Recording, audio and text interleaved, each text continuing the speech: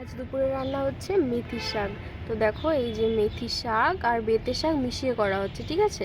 এই যে বেতের শাক আর এই যে মেথির শাক, আর এইগুলো আমি আলাদা করে দেখালাম কারণ এগুলো ধোয়া হয়ে গেছে, ঠিক আছে। যে পরিষ্কার করে ধুয়ে রাখা রয়েছে, জল ঝরানো হচ্ছে।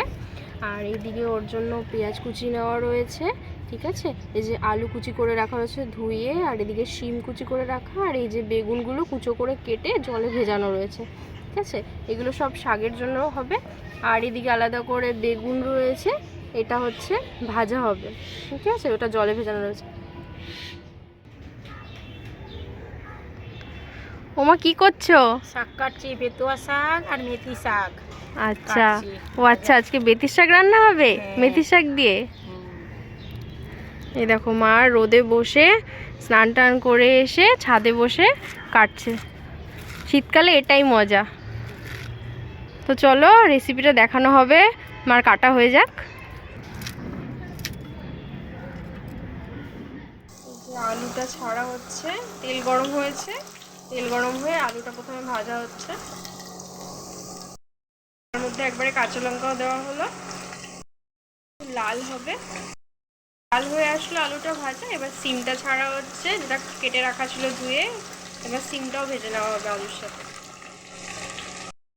এই সিম আলুটা ভাজা হয়ে আসলো, সিমটাও লাল লাল হয়ে এসছে। এবার বেগুনটা যেটা কুচি করে রাখা ছিল দেওয়া হলো, বেগুনটাও এবার এর সাথে ভাজা হবে।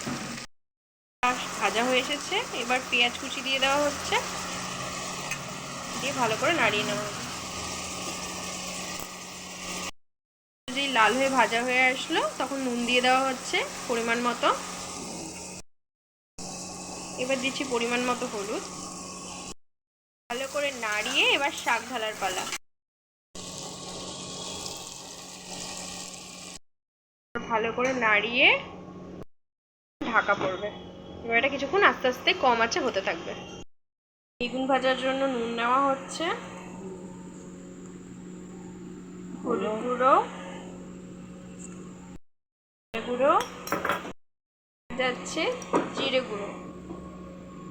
এটা কি বেগুন ভাজাবে মা? এটা মশলা বেগুন ভাজা হবে। আচ্ছা, ভালো করে মাখিয়ে ভাজা হবে। গুঁড়ো লঙ্কাও যাবে এর মধ্যে।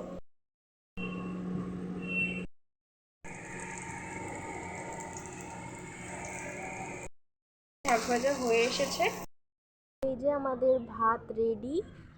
গরম গরম দুপুরবেলায় রোদ্রের মধ্যে ছাদে বসে খাওয়ার মজাটাই আলাদা। বেগুন ভাজা, সাথে কাঁচা লঙ্কা আর শাক ভাজা আর কাঁচা টমেটোর ডাল। তো আজকের মতন টাটা, দেখা হচ্ছে আবার নতুন ভিডিওতে, ঠিক আছে। আর চ্যানেলটাকে অবশ্যই সাবস্ক্রাইব করো, যারা এখনো সাবস্ক্রাইব করোনি, লাইক কমেন্ট করো।